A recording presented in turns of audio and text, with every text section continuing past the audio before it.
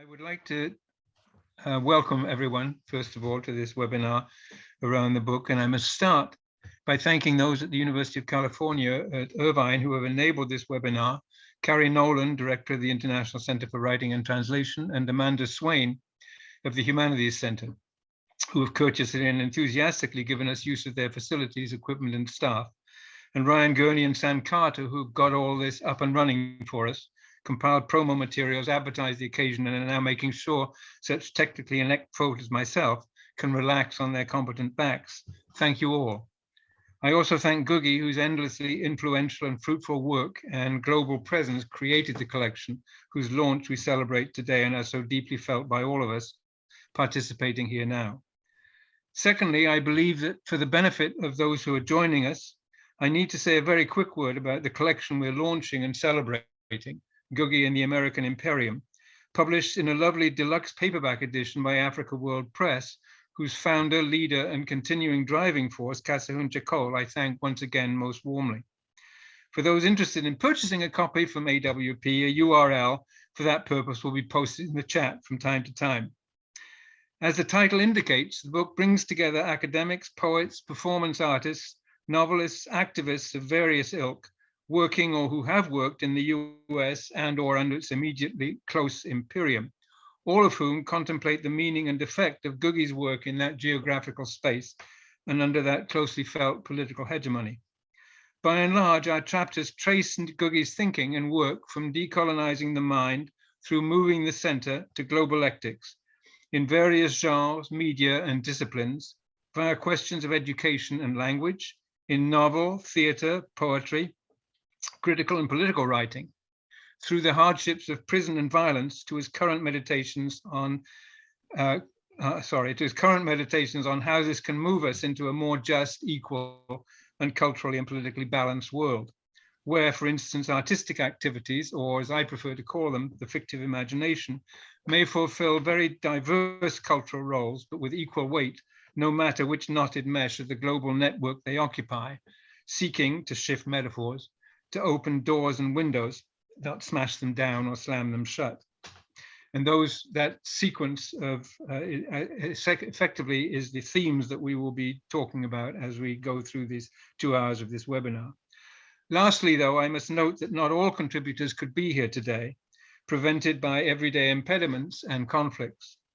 Sadly, though, 2 of our contributors, those who bookend the collection, died before they saw it in print, Kamau Brathwaite in February 2020 and Hanani K. Trask in July 2021.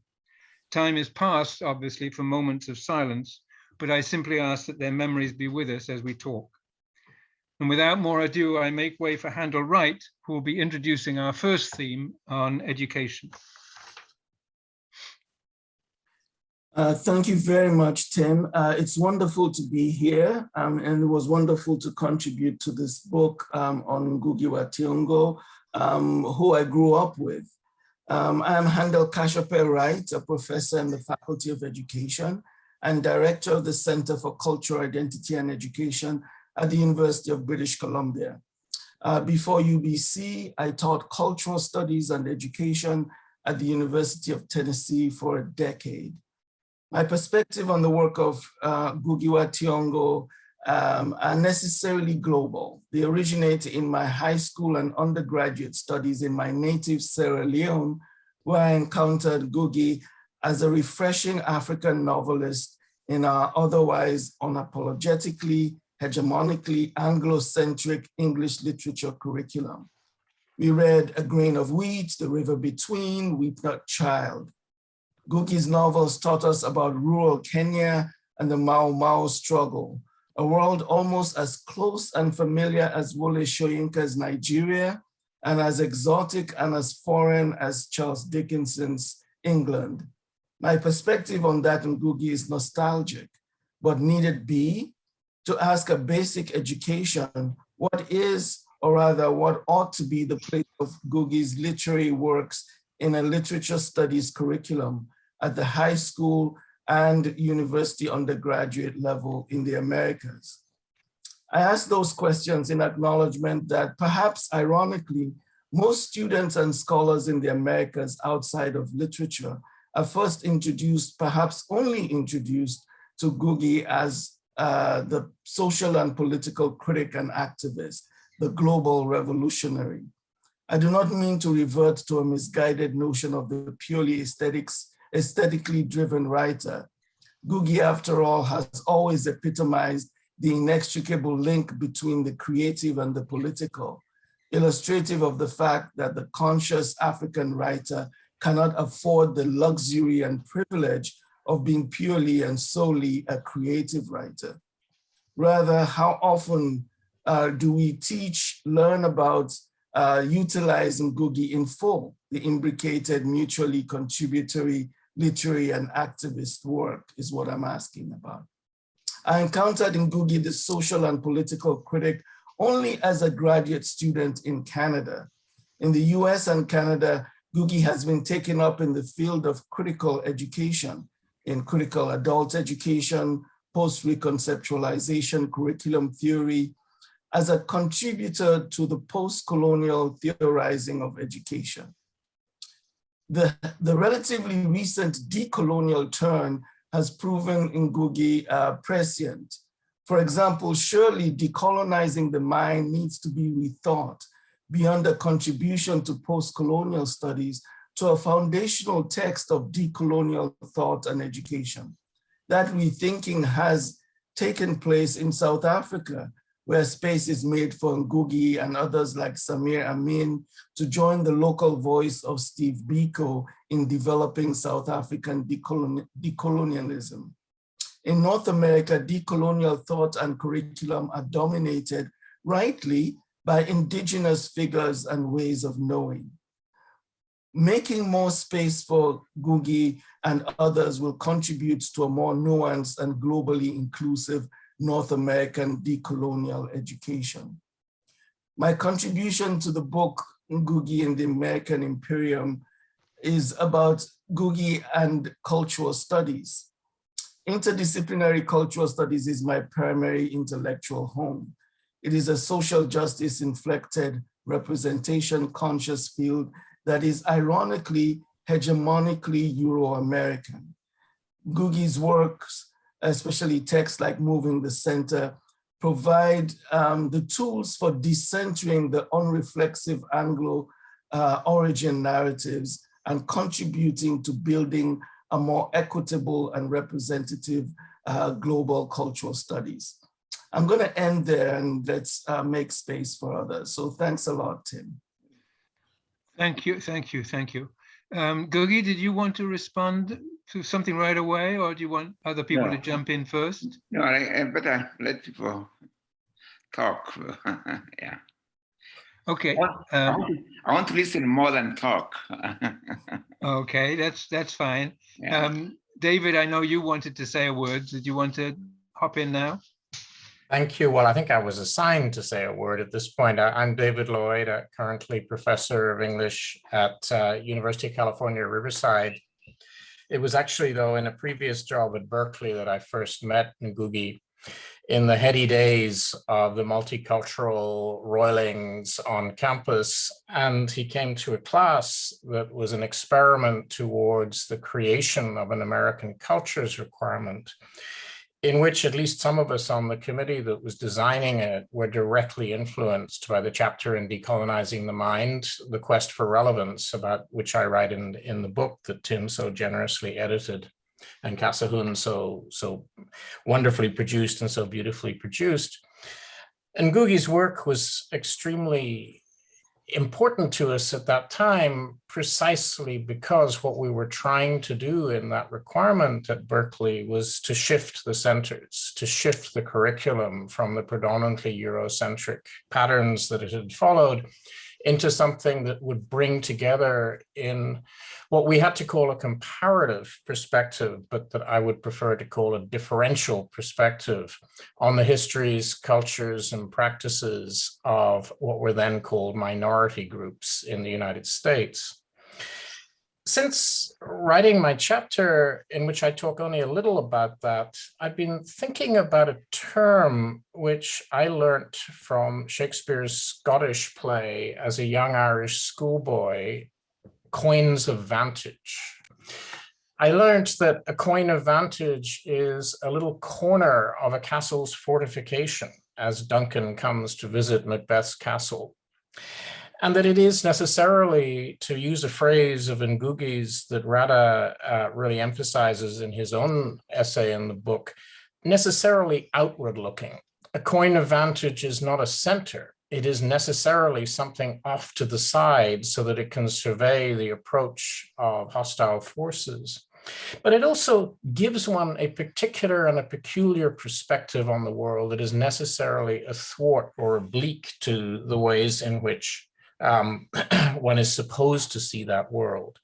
So a coign of vantage for me is the perspective which the formerly colonized can throw on a world that, as Fanon once said, has been unilaterally declared to be universal from a very particular and singular perspective, that of the colonizer.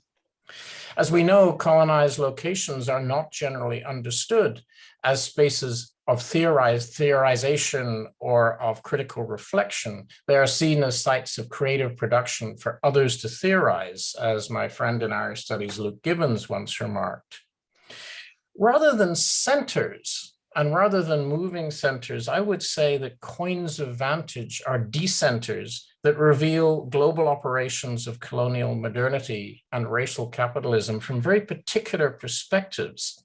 There are also sites of alternatives, and one can think of them as both cultural and, if you like, ecological alternatives, which continue to exist and which continue to live on in a dialectical relation to the very forces that have scheduled them for destruction and for extinction. I think it's from that perspective, and this is what I'm trying to say in my own essay, that Ngũgĩ gave us the means in the quest for relevance to constantly reimagine and each time momentarily reconstruct the curriculum that we have around varying coigns of vantage.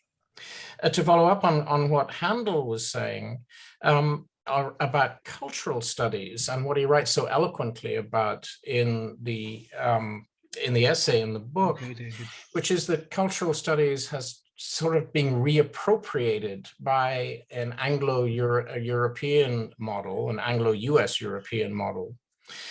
In my experience, I would say that the colonized have always in their culture been the objects of disciplines which not only engage in the division of intellectual labor, but also in the division of their objects. And when we began our collective study of colonialism at Berkeley back in the 80s, we realized the absolute necessity for cross-disciplinarity for the analysis of colonialism. And at the core of that was culture. Culture, which is what, as Rosa Luxemburg says, colonialism and colonial capitalism have always sought to destroy as the major sites of resistance to the inroads of their transformative modernities. So that cultural studies for me, and I agree here with Handel, is something that has absolutely emerged out of the colonial sphere. And I'll stop right there. Thank you, David. Joyce, you, I think, said you wanted to jump in at some point on the question of education. I don't know whether you still do. I can jump in. Thank you, Tim, and thank you, everybody. I'm so honored to be here. I just want to explain my connection. I am currently a professor of theater and Asian American studies at Pomona College, which is part of the Claremont Colleges in Southern California on the land of the Tongva people. And my way into this anthology, I guess, is that I first learned of Ngũgĩ's work when I was doing my MFA at the University of Hawaii. And I didn't have the honor of studying with Haunani, but I was in her vicinity. And I started to learn more when I was in Hawaii about indigeneity and sovereignty and issues of colonization. And then when I came back to California, I had the honor of studying with Pat Hilden. And so that was the way that I came into your company. And so I also would occasionally see Ngũgĩ. I don't know if you remember, but when I was when I first came to Pomona, I then tried to direct an original work by C. Mamo Kim She's a Native Hawaiian playwright, and we invited Jerry to come speak because it had to do with intersections between healing and dance and issues and such. And then when Pomona did this Ashe Africa initiative, I taught a class with Asimwe Kashope from Uganda, the playwright and theater artist, and we invited you to come speak, which these are some highlights of my time teaching at Pomona. So there were some other not so great experiences that I've had, and my contribution to the volume actually has to do with issues of mechanization of higher education and mechanization of mental health care, connections between the medical industrial complex and the educational industrial complex and the prison industrial complex, which other people speak to, like Pat in the volume. And so I also appreciate Handel's piece about the co-opting of cultural studies, which I think Marcial González also in her piece nods to that in terms of nationalism and cultural nationalism. And I think that's something that we're really kind of also struggling with in quote unquote ethnic studies, which I'm thinking maybe we should start calling like collective liberation studies or something to kind of flip the script. But also in the goal that Ngũgĩ has set out of a fabric, a society or a world that is a fabric that is made up of cultures where each culture can be an essential knot. I think that I like the piece in David's article where you talk about differentiation versus homogenization, or this kind of, which also connects to, I think you used the word civility, but I've been reading this book called Civility, Free Speech, and Academic Freedom in Higher Education, which is a whole anthology about how this idea of civility or collegiality has become, there's a kind of hegemonic civility that is used to silence anyone who is trying to challenge the status quo in the educational sphere. And also because I'm someone who does a lot of physical work, I am also a somatic educator. I like that idea of differentiation because in my work, what we do is we try to differentiate different parts of the body so that we're not straining one part of the body or overusing another part of the body, so that all parts work together in the most ideal and efficient fashion. And so I appreciate all the connections, which connects to what Ngũgĩ said in Moving the Center about like colonization just being a state of imbalance, like when you overeat or where there's too much wind. So I see all these connections between like bodies and land. Right now in education is really an important issue. Like maybe instead of organizing around, I mean, not to say that we don't want differentiation of culture, but also for those of us who are in this United Statesian context, like how do we get together and take care of the people and also take care of the land? So I think that's something that I've been interested in. I think I'll just stop there. Thank you, Joyce. I'm sorry to keep looking at the time here. I see it's already 25 past, and we probably need to move along to other themes, unless anyone has a very quick comment they would like to make on this one. Obviously, we can come back to them. And if not, then I will move us along to the second theme that we wanted to deal with, which is the question of language and translation. And NourbeSe Philip is going to introduce that for us, if I can find her. Are you still here, NourbeSe? Yeah. Oops. Just unmuting myself. Hi. Okay. Hello. Okay. Hello, everyone. Greetings and thank you. I'm very honored. I have unmuted myself. I'm getting a message saying I should unmute myself. I'll just click that. Yeah. Thank you all for being here. I'm very, very honored. Let me introduce myself first. I'm NourbeSe Philip, poet and writer, independent scholar. From the Caribbean, my land is Trinidad and Tobago, but in particular Tobago and the village of Maria. I want to thank Ngũgĩ, and you know, coming from the Caribbean, I feel like I shouldn't call you by your first name. There should be an honorific before it. Baba, Griol. Anyway, I will get over my my trained acknowledgement protocols. But I just want to thank you for your indispensable work and ideas, which have influenced so many, many of us. And for myself personally, I remember when I first came upon your works many, many years ago, and my thoughts and practices as they relate to language, writing, and literature have been indelibly influenced by yours. And so I just want to bow my head in gratitude for that. I want to thank Tim and Kashope. This is a lot of work, and I want to just give a shout out to Kamau. The last time I was in contact with him was as he was finishing his piece for this collection. My own contribution to the collection, I was engaging with the idea of what do people like myself who come from Afrosporic / diasporic cultures, who don't have a mother tongue, don't have an indigenous language, so to speak, you know, that has been the issue that has sort of driven me in my writing life. What is my mother tongue, for instance? But for today, I actually wanted to focus on issues having to do with translation. Since making that contribution, I have had a situation happen with my own work, and issues of translation have confronted me. I'll just get into that. At a talk you gave in 2019 at Simon Fraser University, you discussed translation as a common language, a language of languages that allows for people and cultures to communicate.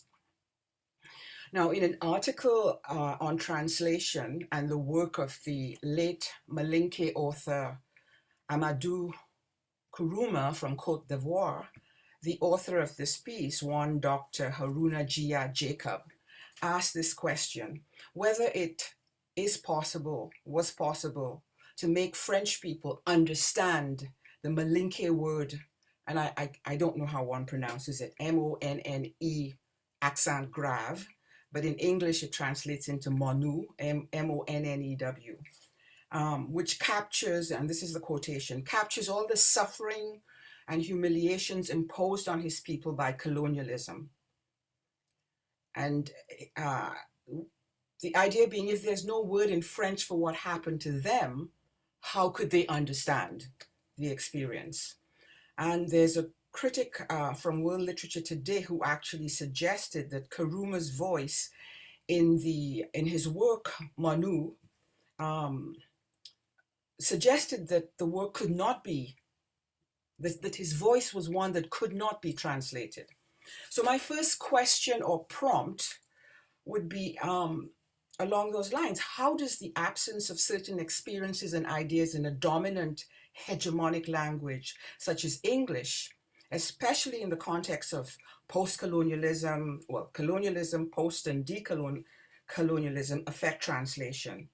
You yourself are adept and fluent in both English and Gikuyu, so it may not be an issue for me, but I understand, for instance, and Tim shared this with me, that when you were writing Wizard of the Crow, you were actually writing it in Gikuyu and concurrently translating it into English. So I was really interested in that idea.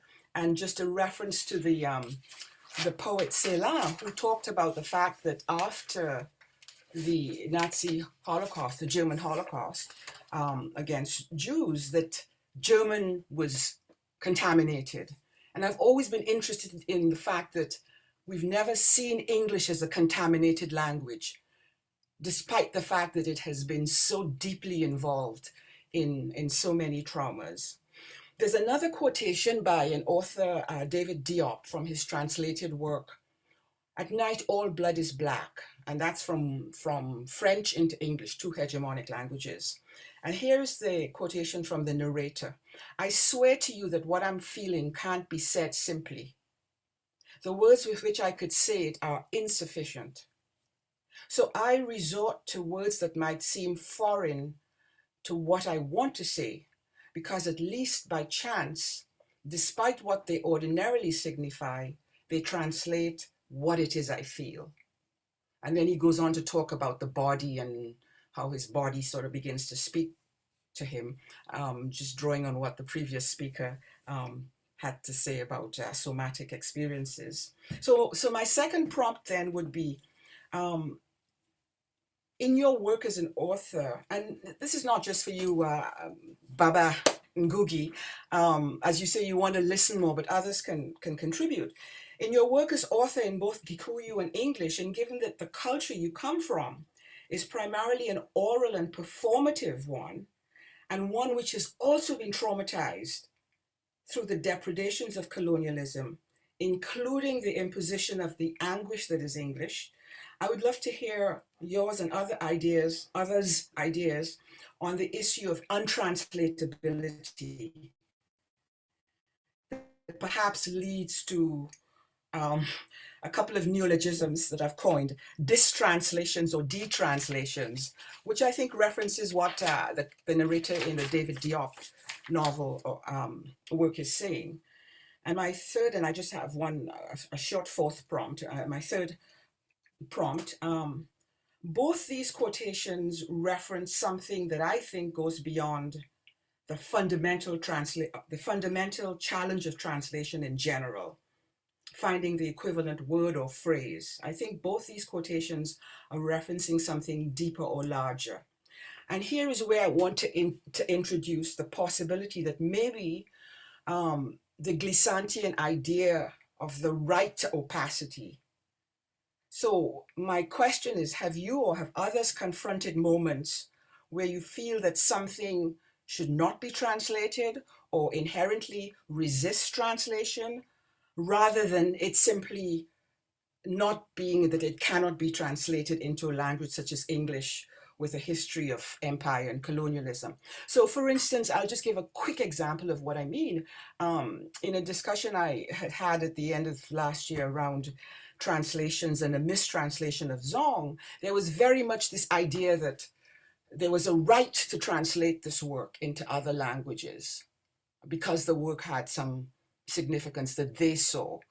And I and others felt a certain resistance to this idea that there was a right to translation. So that's my third prompt. And finally, the fourth one, a very brief one, if anyone wants to contribute here as well.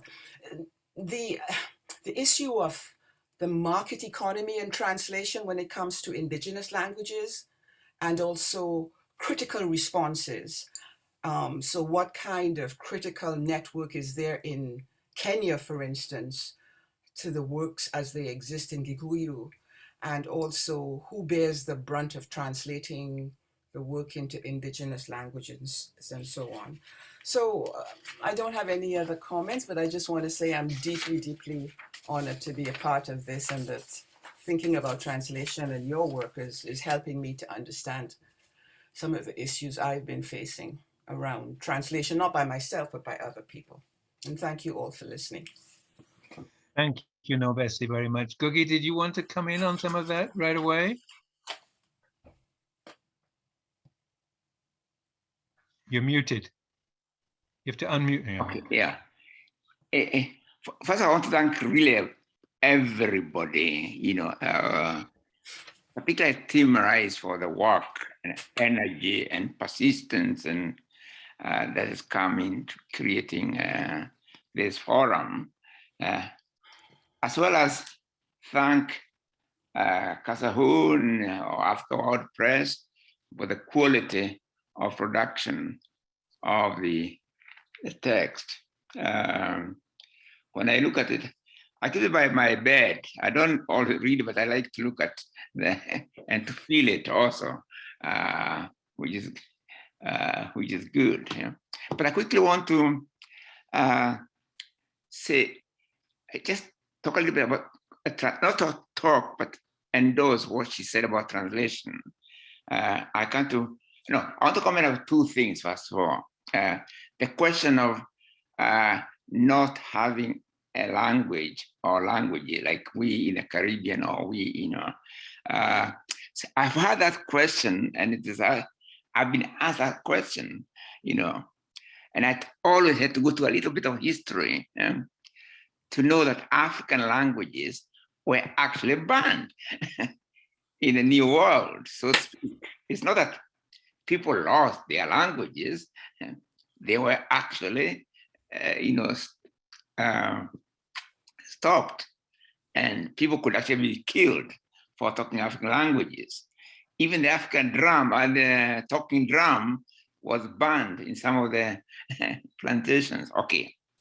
Now, what the new Africans were left with really were, you can't really kill language altogether, because in the rhythms and patterns still remain. Normally, there's no way you can, they remain there. But they had English sounds or French sounds. So what we actually do get new languages, which obviously are informed by African rhythm of speech or whatever, and the English or French sounds around. And what you get is something which I find totally amazing personally. The creation of new languages in both the Caribbean and the Americas in general. And these new languages are remarkable because we can judge a language not only, it's not only a language, but also what it produces and the impact what they have produced has on the world, And quite quickly, I don't think we're wrong talk, but quite quickly, if you think, for instance, on the Americans, so the rise of the French spirituals, if you look at what those language systems have produced over the last 400 years, it's actually amazing when you come to think of it, right? And the impact of what they have put on the world, right? Say the spirituals, still, whose melodic power is still felt today. Say jazz, say blues, even hip hop. Now, from Japan, China, everywhere. The same thing was jazz, South Africa, Russia, everywhere. So these language systems in Caribbean have also been produced, they have made an impact on the world already. So what do we say about the languages which have had that kind of impact? Do we then continue saying that they are not quite languages or what?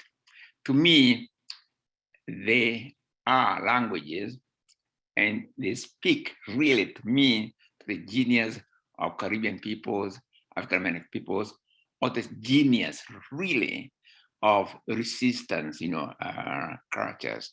I just want to mention that, in passing. The other one which I quickly want to endorse is the idea of translation. Because if you look at it, there's no language really which is inherently more of a language than any other, really. There's no, okay, I'll put it this way. Let me use a phrase, an example I normally use quite. Languages are like musical instruments, the piano, the violin, the guitar, and so on. And there's no instrument which is more of an instrument of music than any other. They each have their own unique musicality.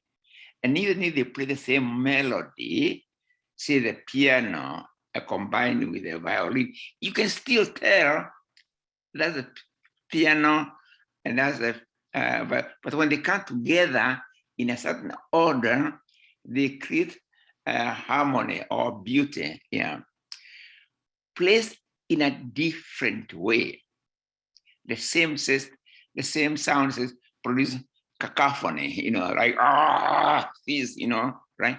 In a different way, they produce harmony or quartets and orchestras and all that, So languages really are the same thing, because they are all, languages are organized sounds in the same way as organized sound in a different way, with the same foundation element, with sound, organized in different ways, unique ways, interesting ways, and so on.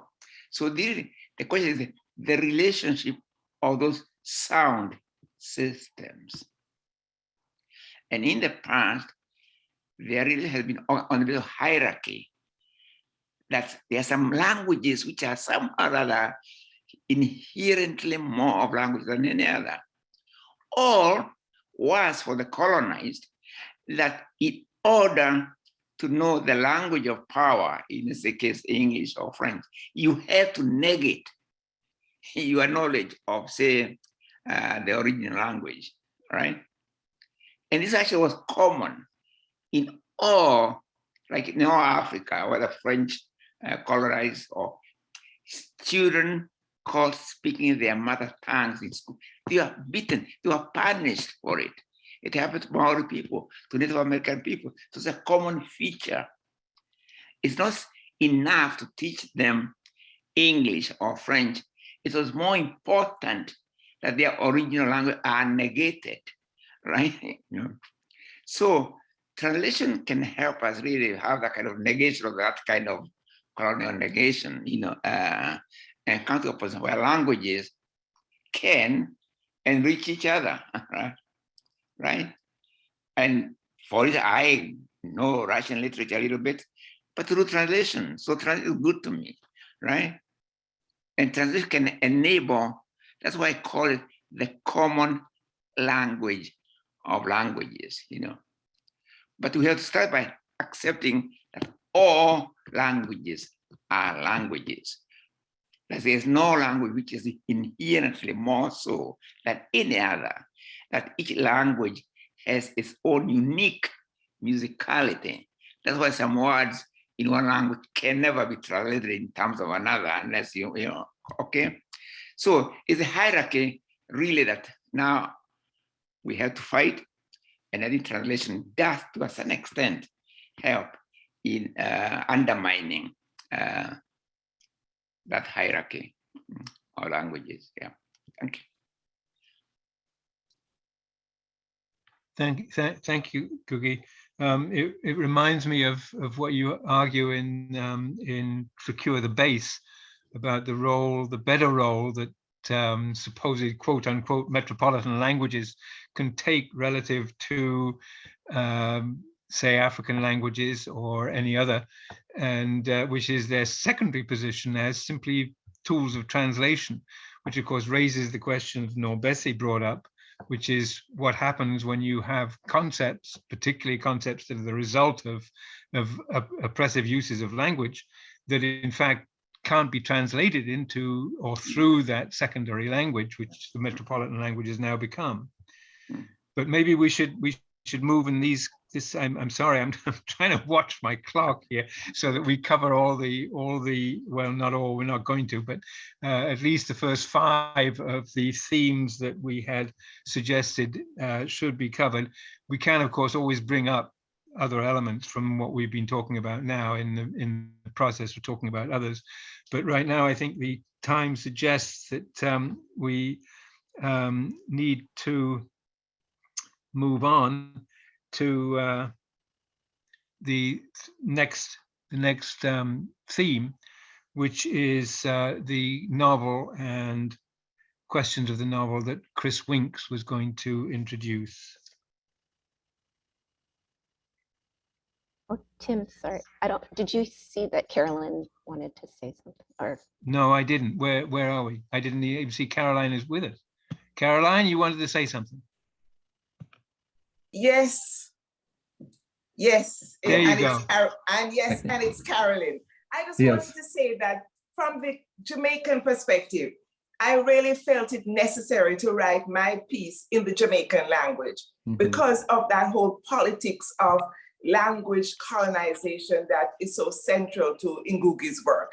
And he inspired me to recognize that translation is a most powerful medium for retaining one's cultural autonomy while at the same time becoming accessible to a larger audience. And I felt that Ngũgĩ's message resonated so much with Marcus Garvey's about the need to emancipate oneself from mental slavery. So that's my little contribution. Oh, thank you. It's a big one. Tim, Thank you, Caroline. Tim, if I can just add, I just want to say, Carolyn, good to see you. And I just want to say that what, the strides that Jamaica has been taking around making the patois into truly a nation language is really impressive. So I think what you said is well, we're not doing as well as you think, because there is such a lot of resistance. I write a column for the Jamaica Gleaner. Once a month I write in Jamaican, and there's always the abuse about the language. But I must say, there's a little bit of a sense of victory that I've been feeling recently, because most often now, people complain about the content of what I say, not the language. Oh, great. Thank you. Okay, thank you both. Okay, Chris, you want to go ahead with the Yes. novel question? Yes, thank you. And I just wanted to say it's a great honor for me to be in the presence of two former professors of mine at NYU.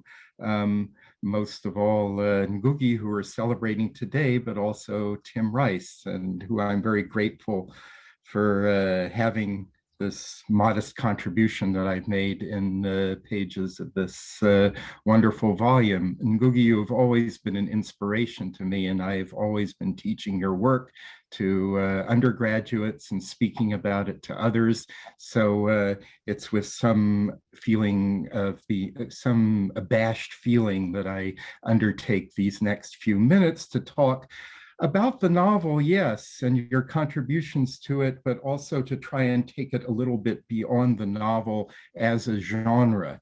In this collection, there's outstanding contributions by Marcial González and Simon Gikandi around Petals of Blood.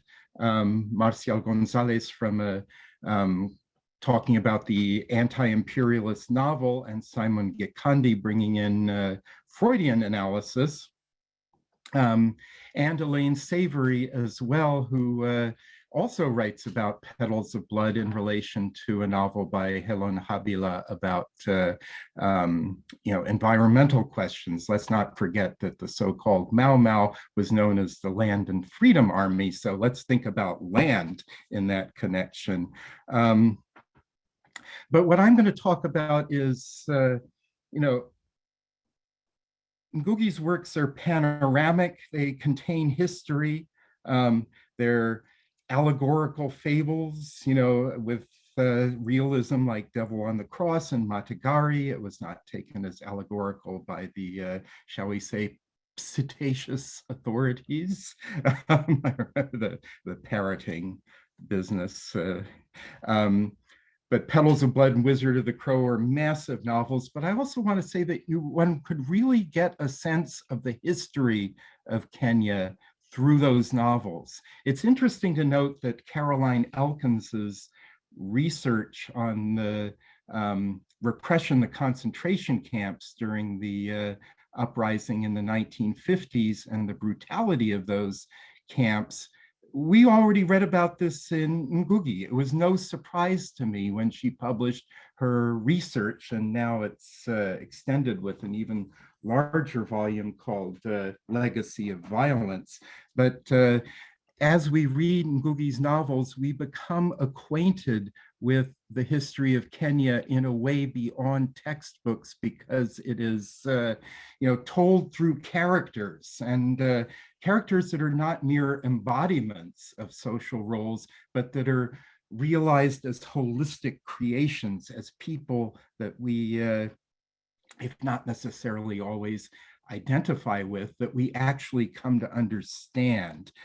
I would also say that the novel, as Ngũgĩ has created it, is fundamentally poetic, because the oral tradition from which he draws his inspiration and style is or tends to be poetic in nature. And I would claim that his work articulates a transformative poetics, transformative in the sense, of moving the center from a Eurocentered literary and otherwise outlook, but also transforming the consciousness of readers in the sense of not sleeping to dream, but dreaming to change the world. And that quotation is from the poet that I brought Ngũgĩ's work into relation in the Glisontian sense with a capital R, and that's the Caribbean, the Guyanese poet, Martin Carter. And it's a quote that Ngũgĩ has often had recourse to. So my piece explores a kind of, another Carter phrase, the poetry of affinity between Carter and Ngũgĩ. They both dream of liberation at the same time as they ruthlessly criticize the depredations of the neo-colonial, pseudo-independent, perhaps mere flag-independent states. Both are concerned with what Carter calls the building of a free community of valid persons, which for Ngũgĩ in Share the Base can best be achieved by, and here I quote, embracing the wholeness of a community. And this wholeness can never be any but that which is rooted in the people, that same people from whom all of us must learn. As Ngũgĩ has remarked, it's often the case that insights and creativity are taken from the people by intellectuals, for instance, or colonialists or NGOs, and there is no reciprocity, there's no giving back. So I just want to say that wholeness is everywhere in Ngũgĩ's novelistic work, and most recently in his epic reworking in poetry of the Kikuyu creation myth, the Perfect Nine, whose implications I really think, if you read it more than once, as you should, really extend to all of humanity, that a creation myth of one people is also the creation myth that really belongs to all of us if we're humble enough to see it and to accept its wisdom. I'm going to conclude briefly by saying there's an ethics of involvement at work. I would say a poethics, if you will, based on the notion that Martin Carter has said of all are involved. And in that same poem, he says, you are involved.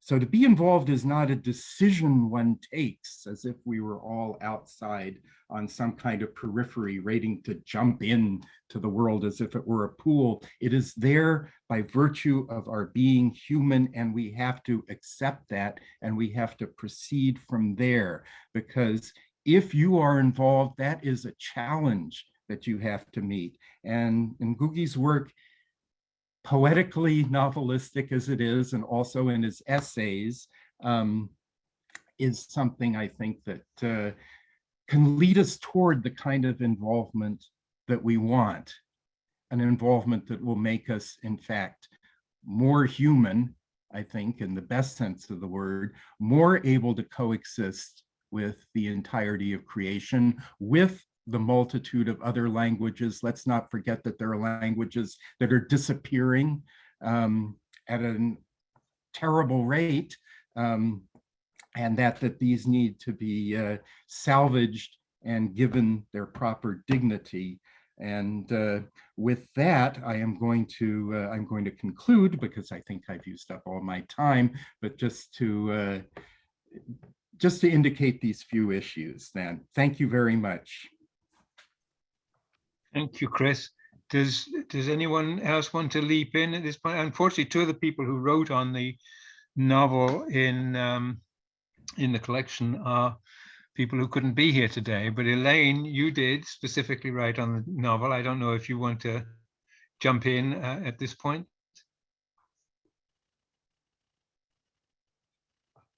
You have to unmute yourself. Elaine, did you want to jump in at this point? Is the other person? I can't. You're muted.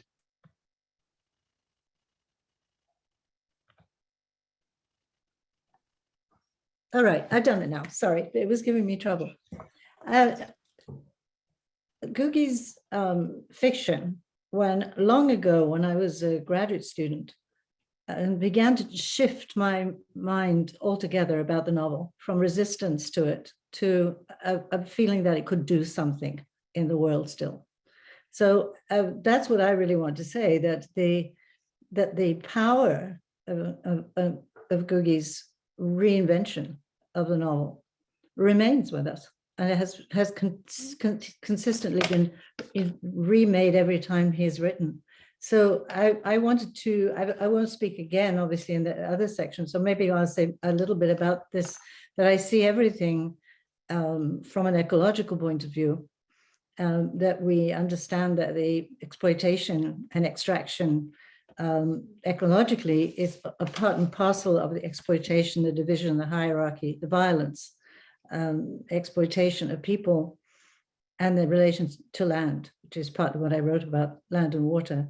There is nothing more important. And so the novel has to be an environmental space, is an environmental space. And in Ngũgĩ's hands, it's very much an environmental space. So that is just what I wanted to say, that it's, when we look back and see that after all, when people were kidnapped or indentured or reluctantly agreed to indenture, they were being taken from their land as much as from their language. And the two are deeply connected. So I think I just want to thank Ngũgĩ for inspiration for all of this time. And I've just to say a great thank you for being part of this book. I really feel humbled by being here. So thank you.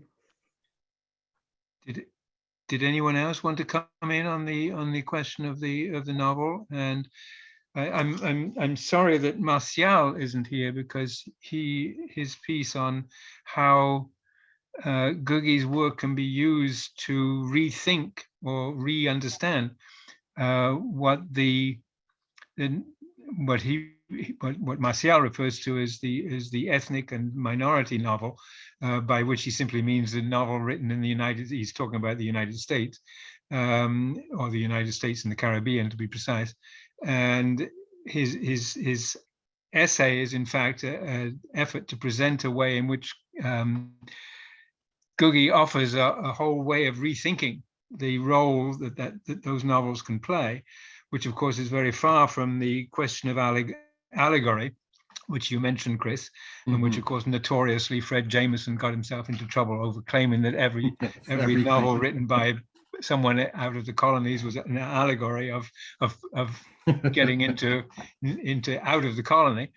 And I think Marcial's piece is extremely interesting in how he argues precisely that it's a way of actually rethinking a particular, I won't say series, but a particular notion of what the novel is all about.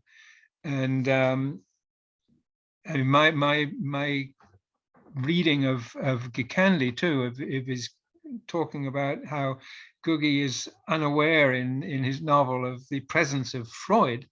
My suggestion, of course, was that given that Freud is very much a representative of a particular understanding of what the individual is under capitalism, that I would say that the presence or the deliberate non-presence, which is one way of reading it, of Freud in that novel, is in fact part of what the novel is about.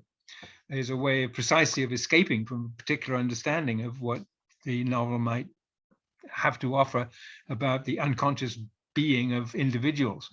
And the novel in Ngũgĩ's hands precisely becomes about a different kind of community sitting in a different kind of land.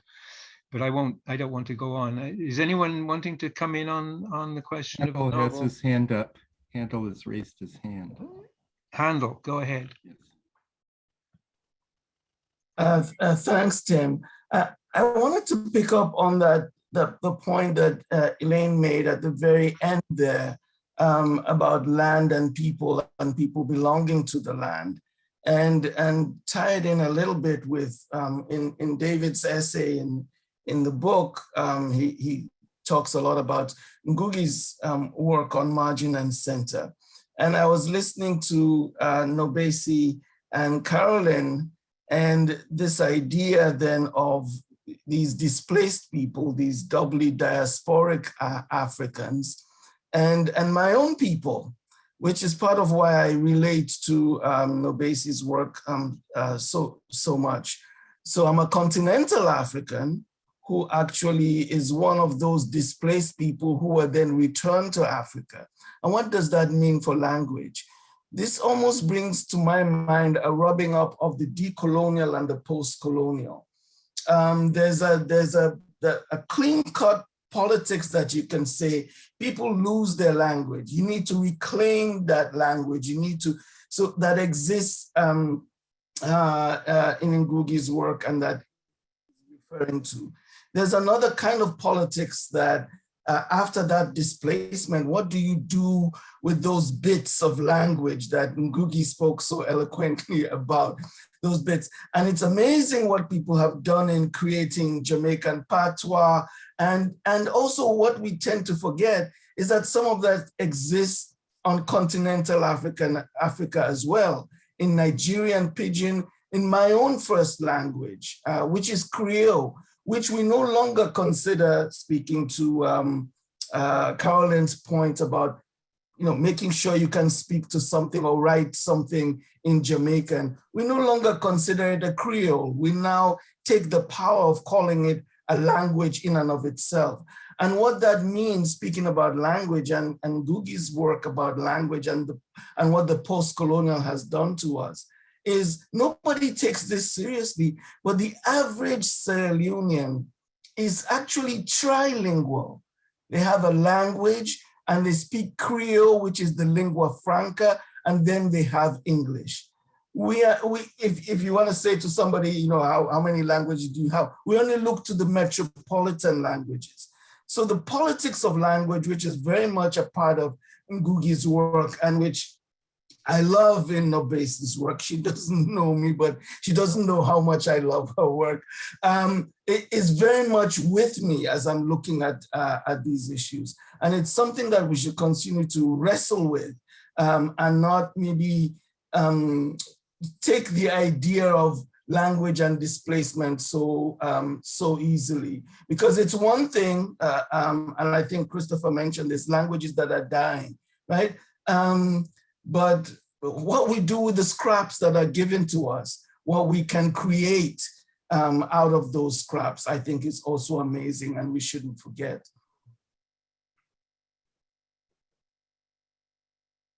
Thank you, Handel. Did anyone else want to come in? There are two questions here. There are? I would, if I could just say something very quickly. Thank you, Handel, and everyone who's made the comments. One of the things that I have argued is that wherever, and pursuant to what Ngũgĩ said earlier, wherever African languages have come up against a European language, what they bring to it is a certain kind of, what I have said, a kinetic quality, which is what Ngũgĩ spoke about earlier, that that the language begins to take on a certain kind of energy. And just to reference you, I'm sure all of you remember that Pound talked about melopoesis, languages that sound beautiful, and logopoesis, which is the rational English language, and there was phanopoesis, the very beautiful looking Asian languages. So I've added to that. I talk about kinopoesis, which is that kinetic quality that the African sound brings to the European language. Thank you, David. If you could be quick though, because time is moving along. Yeah, I just very quickly wanted to pick up on what NourbeSe said, and in her address about translation, like Handel, I'm a deep admirer of NourbeSe's work, and I think that she tries her tongue, which may perhaps have been eclipsed in the public attention by Zong, but she tries her tongue magnificently, draws attention to how English as a language has been contaminated. And I think that the work that NourbeSe does in that volume, not only in showing how a word like boat or lot becomes suddenly loaded with violence in their everydayness, but also in taking processes of creolization and formalizing them in the first sequence in the book where nouns get used as verbs and adjectives as nouns and so forth. That process of remaking the language, not by imitating Creole, but by actually taking its process and working, seems to me really important.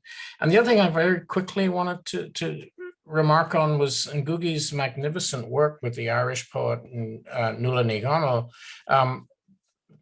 making translation an operation that does not have to pass through the Imperial Center, of translating the Irish language directly into Kuyu, seems to me really an address to this question of how translation can happen without forcing it to go through the very languages that have suppressed these languages of origin. So I just wanted to remark on those things. Thank you. Chris, quickly. Yes, very quickly. This is,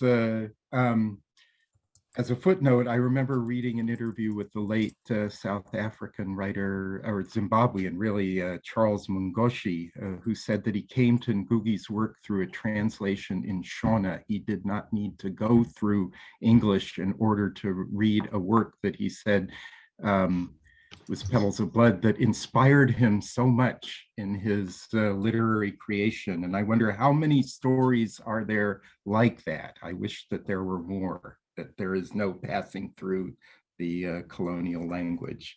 So that's that. Well, I loved a story that Nuala speaks, since you bring up Nuala Nigonal, told me about how her work was translated directly from Irish into Turkish, which is pretty interesting. Anyway, we'd probably better move along because we are on with time into the next topic. Pat, are you there? Sure. Yeah. If you could, the next theme is the theme of prisons and violence, and Pat was going to introduce that.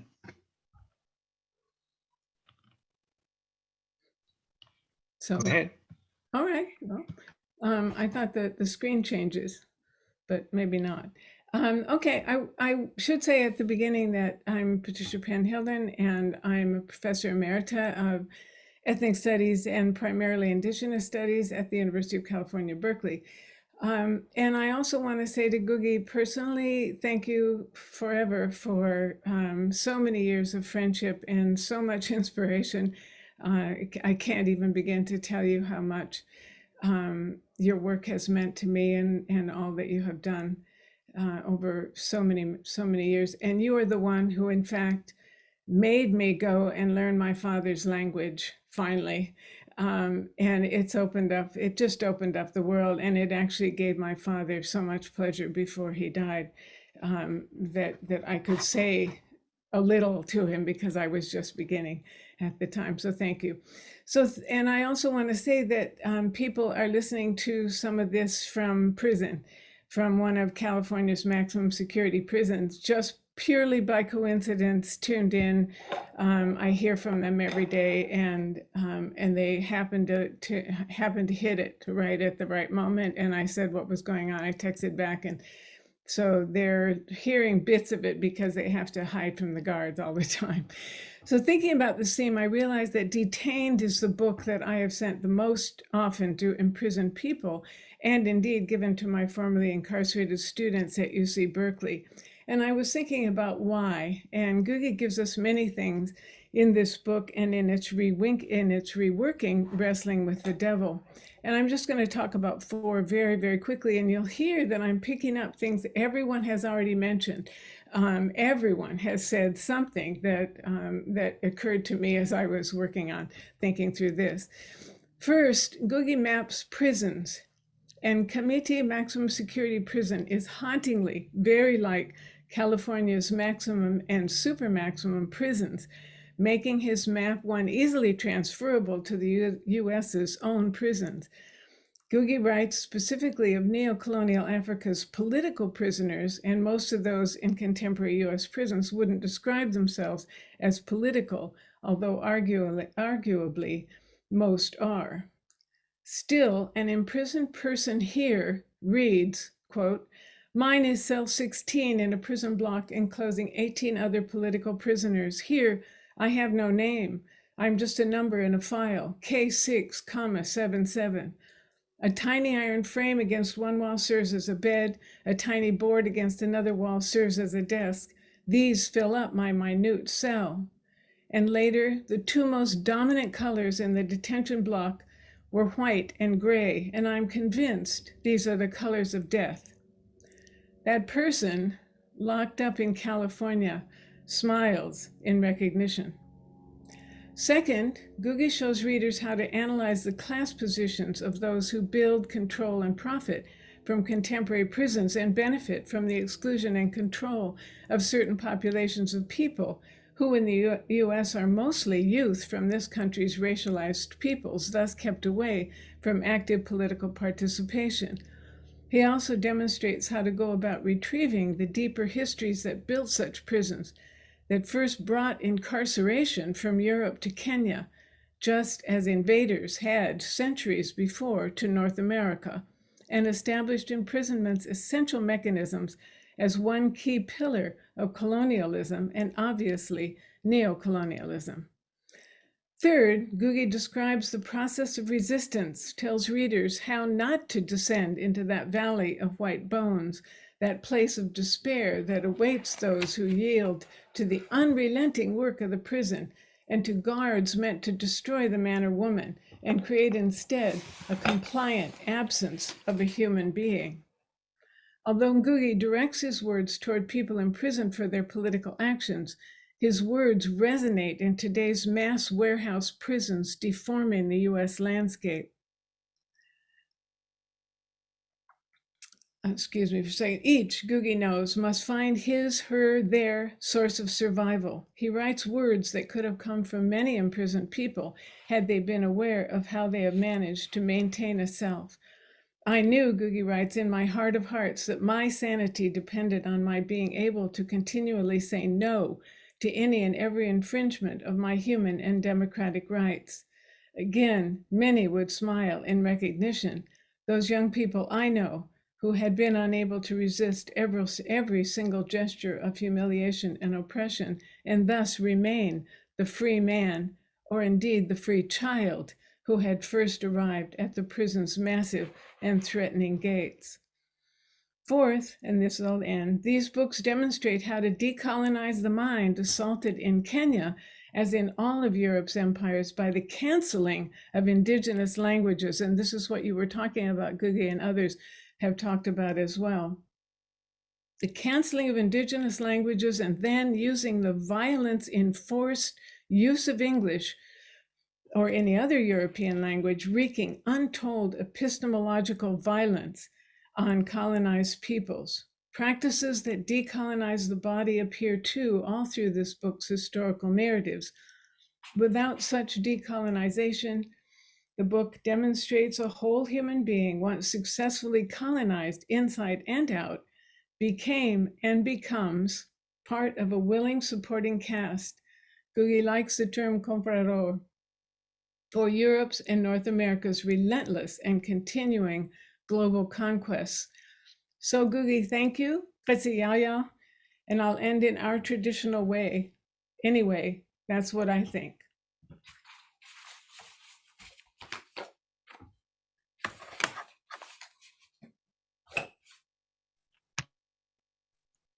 Having trouble unmuting myself here. Sorry about that. Would anyone like to jump in on that right away?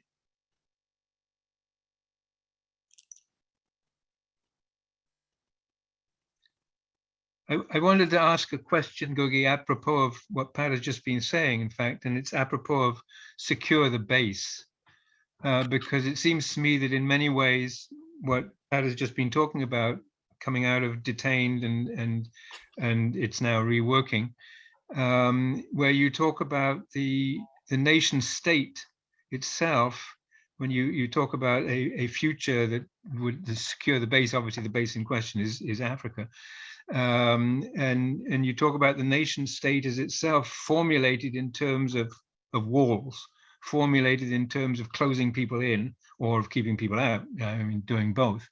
And I was wondering to what extent that itself is a kind of broadening out of what you argue, in fact, in Detained, and more recently, of course, in its reworking.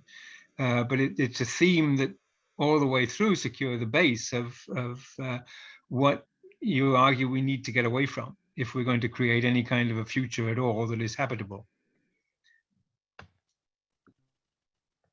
You're muted. Yeah.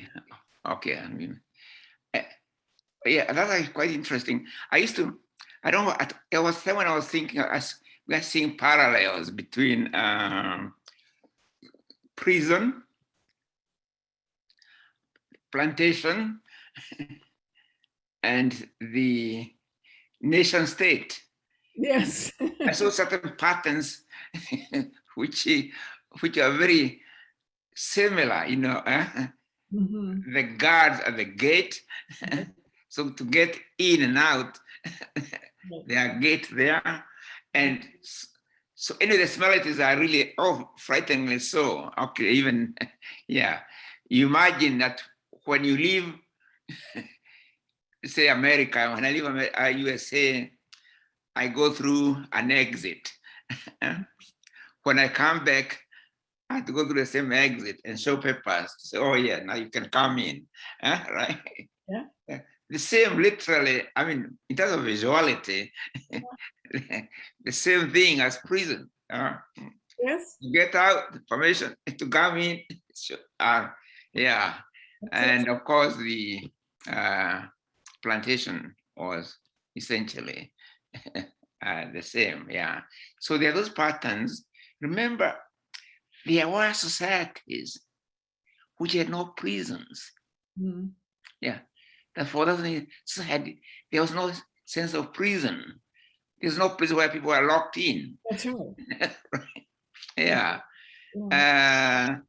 There was police have not always existed. There are many societies where there was no police, right? In fact, I grew up, even within Kenya, the police were for guarding the European states. You know, the rest of us lived, we never saw a police post near us, right? So, yeah, even idea of policing. Now we take for granted there must be police and we behave as if we cannot without police. But remember, for thousands of years, yes, societies were without prisons and were without, police. right. Yeah. Well, of course, the prisons in the states and the state are actually have an overlap that is even more visible in physically visible. In both cases, you have to go through exactly the same security systems to get in or get out. Yeah, yeah. Did anyone else want to? And by the way, talking about the nation state is also another problem we have with the language arises from the nation state as arises, I think, in the 18th century. I don't remember the century in Europe. Then the idea of the nation state as being constituted of common territory, common economy, or whatever, common language, right? Exactly. Yeah. I think many societies today, even the ones who call themselves communist, suffer from that notion. That there must be one language. Without that one language, you cannot be a community. And that language must mean suppression of other languages within. Yeah. And I think the whole world, not just Africa, even still suffers from that. Yeah. Well, and of course, when you think about it, it's a very strange idea because historically, to think of what we now think of as nation states that have specific borders and so forth, very rare for any such place to have been a monolingual place. I mean, I'm not sure that unless it was really small city state that any such thing ever existed, in fact. Yeah. So this language thing is very, I think when we can liberate ourselves from this hierarchy of languages, I think it'd be very good for our humanity. Yeah, because me just say, and I keep on telling people, I like the fact that I speak and I can read English, that I can read so many books which are available to me in English. But equally well, if I knew French, I could read very many books which are in French. Or equally, if I knew Mandarin, right? I could also read books in Mandarin and so on, right? So there's nothing which is a property of English or a property of French. Any language, I mean, books in Gikuyu can be available. I've just mentioned, just wrote about the upright revolution. Yeah, I saw. Which is a story which I wrote in Gikuyu as Itiukarea Morogaro. And literally, you can go to their website, and you see over 100 languages in the world, from Caribbean to Native American languages, to Asian languages, European languages, and of course, many African languages, right? Indian languages as well, and that's good, right? Yeah. Indeed. The hierarchy of languages is really what I find now horrible. The assumption that in order for one language to be, others must cease to be, or must take as kind of subordinate position. And it's nonsense, really. But it is also the case, Ngũgĩ, that those languages were imposed as systems of control. They really, when my Solomon Island friend talks about epistemological violence that was done to people when their languages were suppressed and banned and so on, and Native America as well, same thing.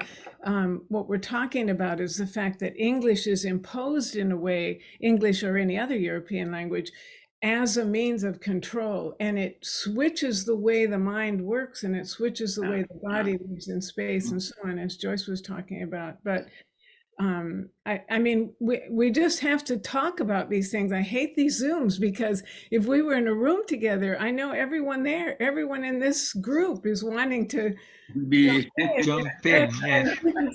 I do want to say one last thing, and that is, before there were plantations in North America, there were the first prisons, and those were called reservations.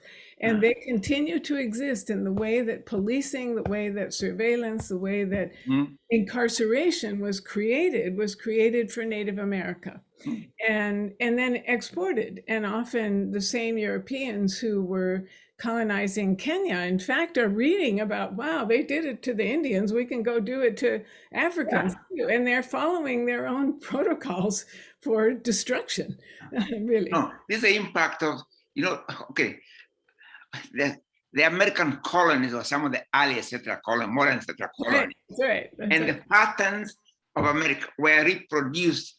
Even apartheid South Africa was actually absolutely an American thing, right? In Kenya, we had reservations, and where we lived was not called the village, it was the Ridafu, meaning reserve. Exactly. With reservations. I know. The same system of the railway, the other side of the railway being settled area, this side of the railway being African locations. That's right. Same patterns, yeah, right. No, it's the Europeans, I give them credit. They did do what they learned. They learned to do it, and then they repeated it. And they started, of course, even before North America. They worked out a lot of that in Ireland. But the patterns of humiliating people, that's so common. Remember the Welsh not Radhakrishnan. I think it happened to the Irish, to the Scottish. I mean, the Native Americans, Native Canadians, Maori people. I've read where people also beaten on their butts until blood. So the implications of humiliating a person for speaking their mother tongue is really, it's horrible. It is. It's a crime. Terrible. It's a crime, really, against humanity. Yeah. That brings us very nicely towards the fifth theme, which is your, well, I won't say your latest meditations, because I would put those as coming out of Secure the Base, but that leads into Secure the Base, in fact, a much more optimistic take on much of what we are now talking about. And Radha, you were going to introduce the whole question of globalectics. So I will leave it to you. Okay, namaste, vanakkam, namaskar, greetings everybody. Namaste. Namaste. Oh, Ngũgĩ, I love you. I just want to say how honored I am to be in this distinguished group of people, many of whom I know in person, most of whose work I have studied and learned from. I want to thank many people, Ryan Gurney, Sam Carter, my wonderful friend and colleague, Carrie Nolan, ICWT, and our fearless leader, Tim Reiss, who made this happen. And thank you so much for including me, for my contributing my little part in all of that. And of course, to Ngũgĩ, over and over again in all the languages of India and the dialects and the idiolects, thank you, shukriya, dhanya. What we owe to you is incalculable. Generations of people in this predicament of caught between home and world have looked to you for leadership and inspiration. Okay, who am I? All I need to say is, yay, yippee, I happen to be a colleague of Ngũgĩ Thiong'o. I mean, that's all I need to say, and I'm thrilled to be his colleague. I'm a professor of English, comparative literature, and African American studies at UC Irvine. And I have a few things to say, and my contribution to the book has something to say about the globalectic. And here is my sense of what I think Ngũgĩ is saying in his Council of the Globalectic. Here is Ngũgĩ in the world, addressing the world, making an overture to the world. Hey, world, talk. Hey, world, talk to me. Hey, world, talk to yourself. Who are you? What does it mean to be the world? Do you exist? If you are the world, how do you coexist with yourself? If you coexist with yourself, are you the one or are you the many? Which one are you first? Are you the one which possesses the one's many? Are you the many trying to become the one? And how successful are you in becoming one? How many languages do you speak in? And how do you decide in which context, what kind of language you want to use? And in particular, how many conversations are in antagonism? How many conversations are in symbiosis and cooperation? And in particular, the word, the globalectic, on the one hand, the globe, and the eclectic, in some sense goes to Hegel and not necessarily Hegel to Marx. So how do you manage a conversation which is a conversation in antagonism? And how many antagonisms are really dialectically recuperable? Or to bring to mind Fanon, where he says the opposition between the colonizer and the colonized, it is not one of the dialectic at all, where he said they're two different species altogether. So that opposition is either one of what Foucault would call an opposition of pure distance, nothing to mediate in between. And in the light of all the things that have been said so far, I'm thinking of the recent book by Amitav Ghosh, The Nutmeg's Curse, where he's talking about the settler colonial establishment being nothing short of what is called, it is an omnicide, not a particular killing of any one thing, but a killing of all. Under those conditions, what kind of conversations are possible in the wake of post-coloniality? How soon do we forgive? Do we still bristle with anger? The way in which, for example, Fanon says violence is already a language, where he says, don't ask me to check out violence and then come to talk to you, because if I lose my indignation, I lose my language with it as well. So here is the interesting issue as you do the globalectic, how do you manage different conversations, different kinds of coexistence? Coexistence and negation, coexistence and affirmation.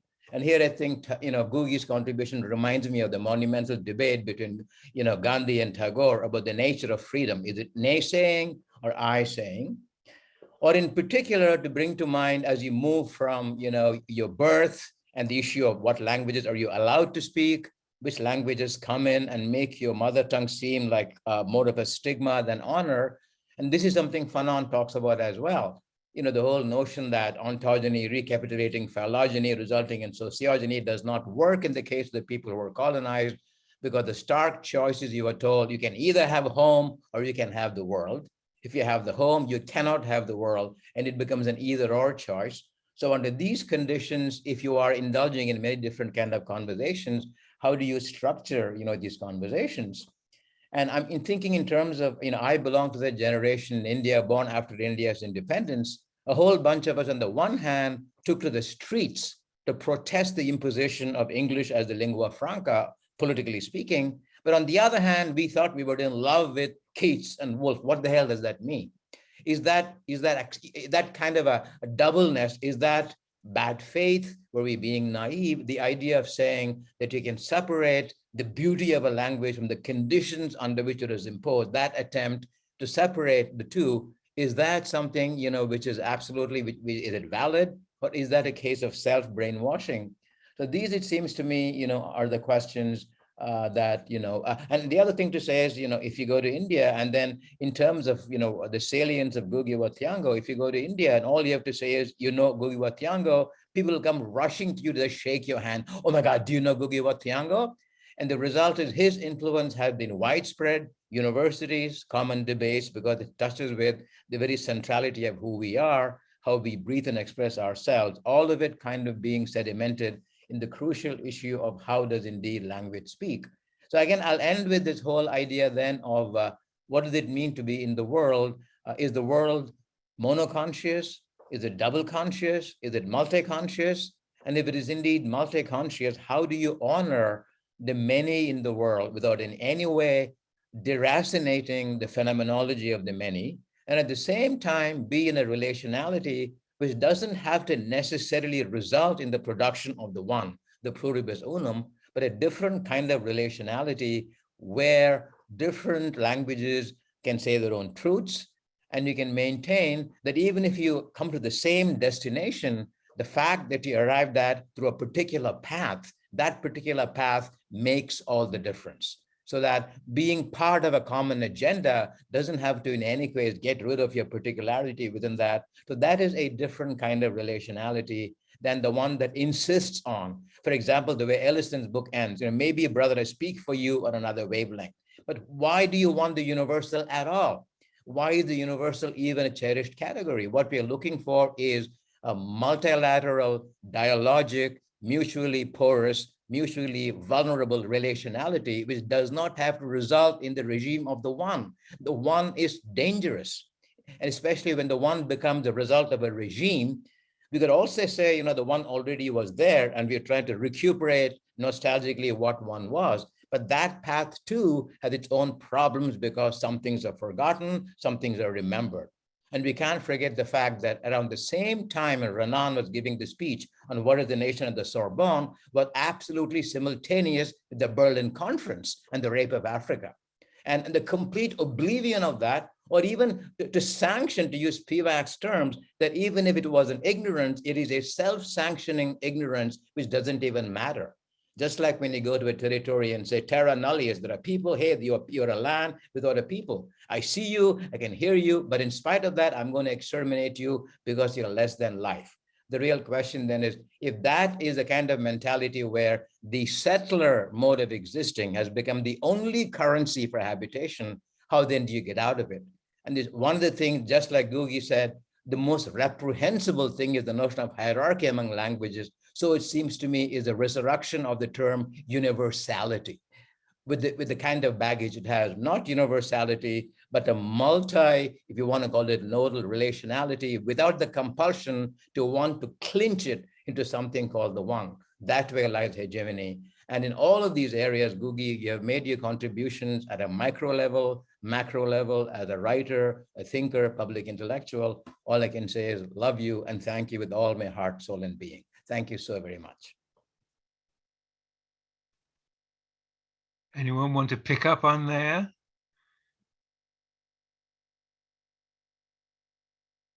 Can I just say very quick response? Thank you, Radha, and you are quite right. In India, they know my book very well, I think, yeah, in many places, Decolonizing the Mind. In fact, in most places, but they know me only as the author of Decolonizing the Mind, anyway. Now, but I'll just give a bit of background to how I came up with the term globalistics. It's to do with my practice at the International Center for Writing and Translation. When I came to the center from New York University, that's why I left Reiss, who had lured me from Yale to New York University. And then I had to leave to come and become the founding director of the new center, the International Center for Writing and Translation. By that, I'd already been thinking, because of our Nairobi experience and the abolition of the English department, the idea of connecting, I'd come to the question of starting from here where you are, the center where you are, and connecting with other. In other words, knowledge literally begins where you are. And then you go on adding and so on and comment. I mean, there's mutual illumination and all that anyway. But anyway, the question which arose for me when I came here, at the name International Center for Writing and Translation, nothing more. Here you are. Create a center, okay? So we start thinking about languages, kind of converse among languages, both marginalizing and marginalized. Converse among marginalized languages and also between the marginalized ones and marginalizing languages. But the question which arose for me was, when I'm in if I'm in Africa and I'm in Kenya, my here is Nairobi, Kenya, right? When I'm in Irvine, although I come from Africa, what is my here in terms of what we were trying to do? So we came to the conclusion, no, when you are here in Irvine, it's Native American languages, right? That's why our very first event at the center was actually calling together Native American language writers around Los Angeles and as far as Hawaii. That's how I first came to meet, what's her name? Hanani. Hanani, yes. She was at that founding moment of the center. She and I both, and I remember well. Yeah. And there was a lot of tension, but it was very, very illuminating. And the impact of Native American language on America. It has never been done before, right? And it was actually very, very illuminating. From there, we went through, then from there, African, Asian, and towards the end, we had more or less, literally had conversation across the globe, yeah. So this is where the idea of here to there came from. So when later I was invited to give lectures, what's the name of those lectures? The formal lectures we have at UCI. Wellick lectures. The idea of here to there was what I was elaborating on with globalistics. The idea that knowledge begins here to there, but the process itself is one of mutual illumination. Like when you travel from your house, the more you know about your house, the more you're able to recognize it, the more you're able to compare it with what else you find around it. So, and the more you know about where you're going, the more you also know about your place. So the constant illumination, and you can, So that's what I was thinking of, really, So I saw knowledge as here to there in a kind of dialectical progression of mutual illumination. This is what I try to elaborate upon in my globalistics. And now it's a text which I think once again is spreading around, But that was really basically here to there to here, in a dialectical progression of mutual illumination. Because the more I know here, the more I'm able to know about there, and the more I know there, the more they're constantly illuminating each other, right? Yeah. So whether it's literature, whether it's language, whether it's history, whether it's philosophy, I start where I am. But then there's no reason I shouldn't go. It's not take me to know all the philosophies in the world, but then they'll be illuminating each other. And it's a negation of the colonial process. Remember, the colonial process negated the notion of here, right? Here was negated. The imperial center was the beginning. So technically, it is like being in California, and if I go to Hawaii, I first go to New York to start there, right? That's the kind of thing, you know, or being, you know, it's the same thing in terms of the kind of structure of education system which was generated by the colonial process, a negation of here, an elevation of there, right, as one starting point. So what we're trying to say, no, let's do it the other way around, you know, I still think is the normal cognitive process. In fact, these days I talk about decolonizing the cognitive process. Yeah, decolonizing the process of knowing, right?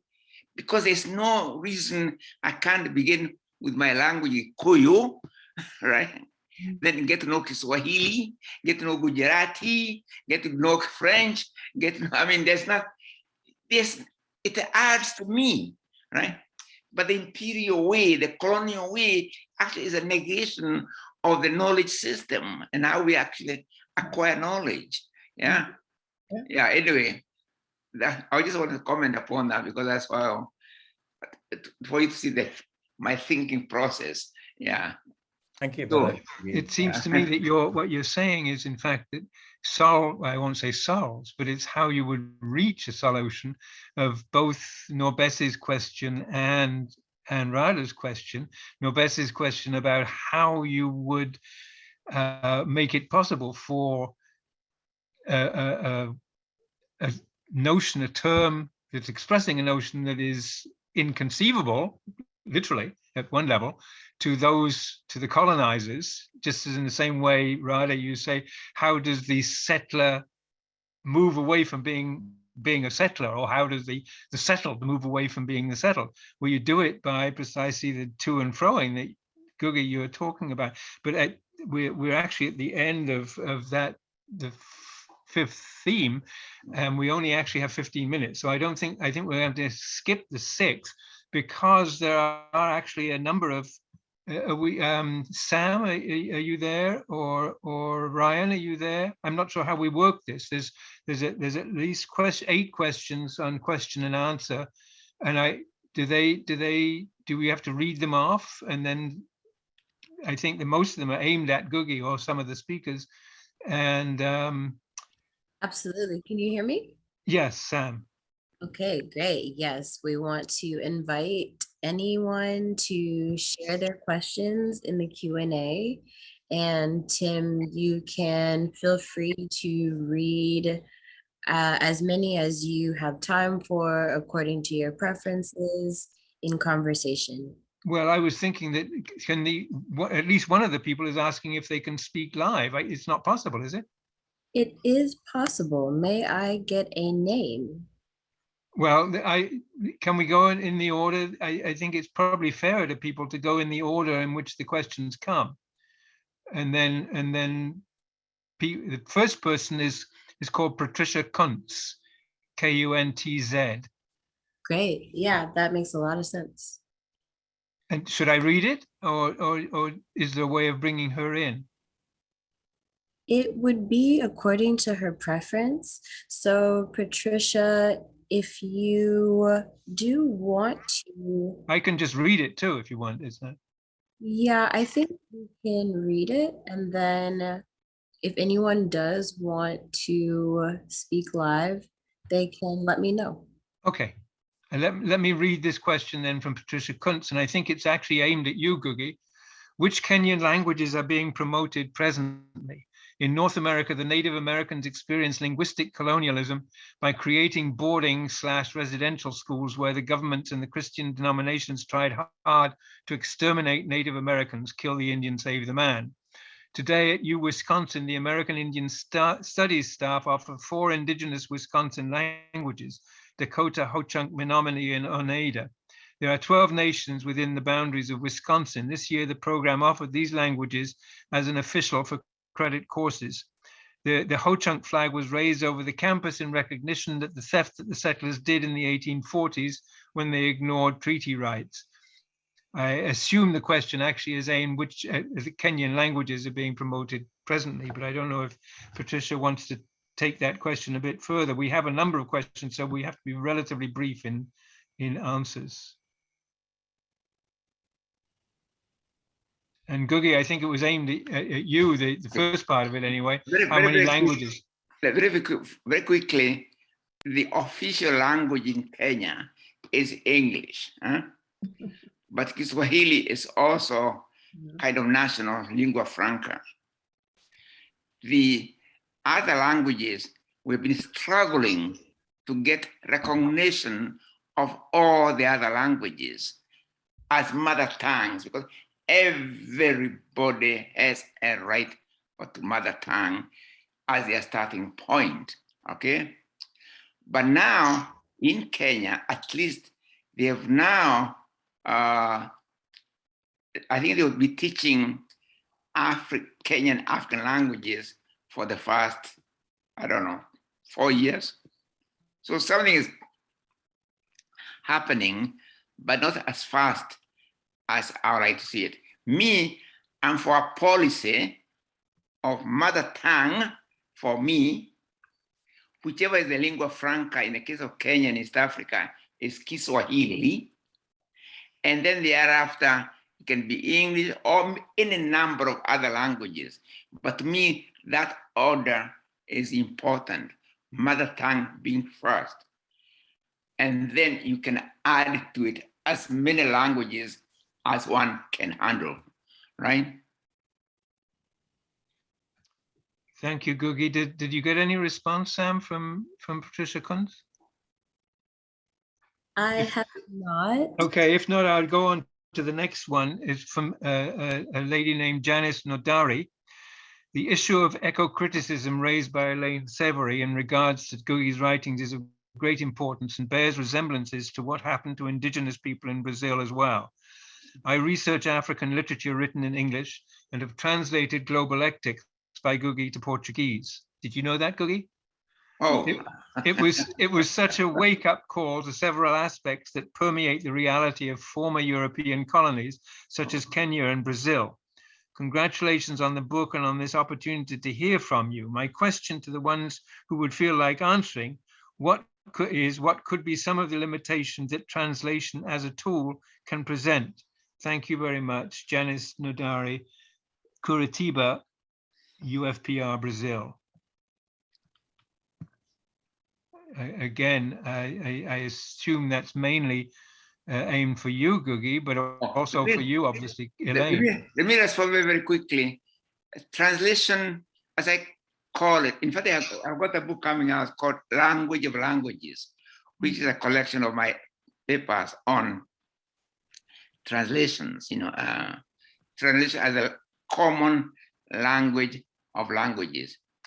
But as I said, each language has its own musicality, unique to it. That one is always difficult to render in terms of another, okay, right? Because that unique musicality. If you play the violin, even if you play the same melody at piano, I'll still know it's the violin, okay? And the other way around, I can't make the violin, the piano play, but they can play the same melodies, right? But what is difficult is to render the musicality of one in terms of another. That musicality remains unique to each language. Yeah. And there's nothing wrong with that one. Yeah. And the other thing can be rendered, but not that unique musicality. Actually, the next question fits very well into what you were just saying. It's from a person called Jamel Eddin Gwinefi. I want to ask about the hybridization in languages. In the case of Algeria, classical Arabic is the official language. However, if anyone speaks in Arabic, he, she would sound completely odd in the sense that no one would grasp the intended message. The Algerian dialect, which is a product of French, Arabic, Turkish, and other languages, becomes the everyday medium of communication. For example, Arab people from Saudi Arabia, Qatar, would not understand the dialect, though we share the same Islamic cultural cues. I suppose most people would then refer to it not as a dialect, but as a language. I don't know. I don't know how that carries on to, you know, the hybridization in languages, which of course is also true of many Creoles. And Pidgin. And Pidgin. I don't know if there's any response to that particular one. I want to ask about the hybridization. Did there's Jamel the Berber language. There's Tamashek too, which is a language that's spoken in Algeria as well. So, yeah. Sam, did you say they wanted to come in live? No, so far no one. Oh, okay. Well, this person presumably does. Pelumi Folajimi.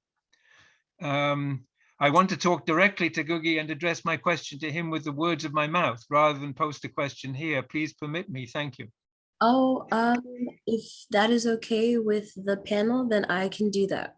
Well, as long as it's a relatively short question, because we don't have much time left and there are some other questions still here.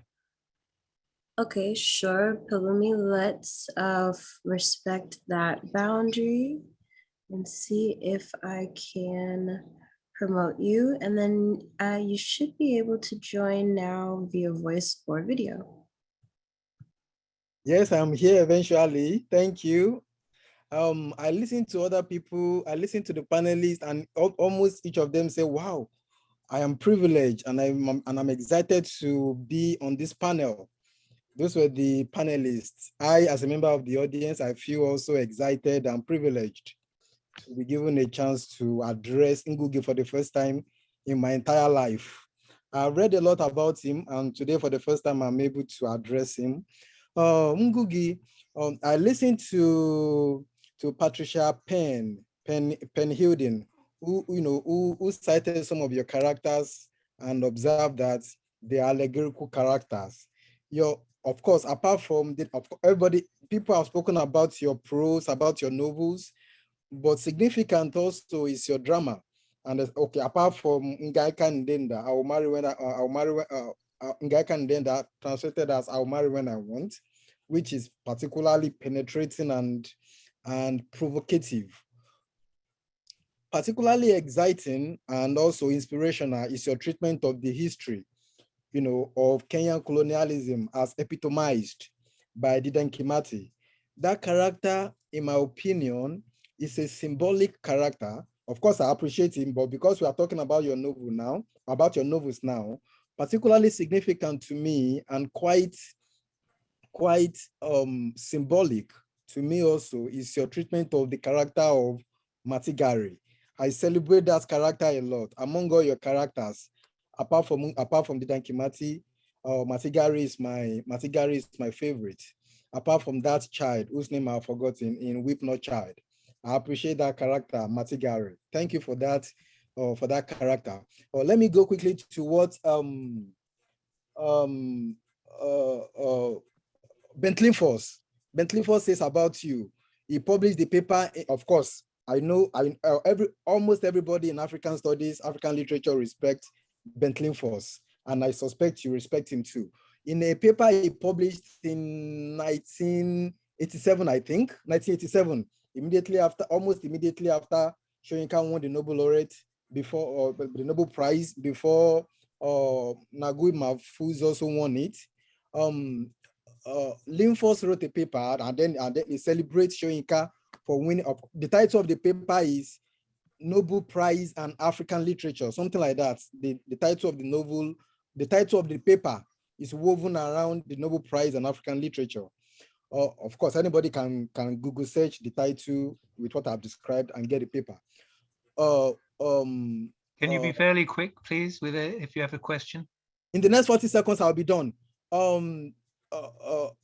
The scholar celebrates Soyinka for winning the prize, and he says that there are some other African writers who are potential future winners of the prize, apart from Ngũgĩ, apart from Achebe, whom he celebrates, and he regretted that up to that time Achebe has not won it, and he hoped that Achebe will win it, but eventually Achebe never won it until he died. Apart from Achebe, whom he recognized, he said that there are some other potential future winners of the prize. Arthur Fugard of South Africa, Arthur Fugard, GM Koze, and of course, Ngũgĩ wa Thiong'o. And then he regrets, of course, Kamara Laye and the Senegalese poet. And he regrets that Ngũgĩ wa Thiong'o is no longer writing in English. Ngũgĩ wa Thiong'o has ventured into Gikuyu language, which is not making him to attract attention and to be taken seriously. That was the position of the scholar around the year 1987. I don't know if he has changed his opinion about you now.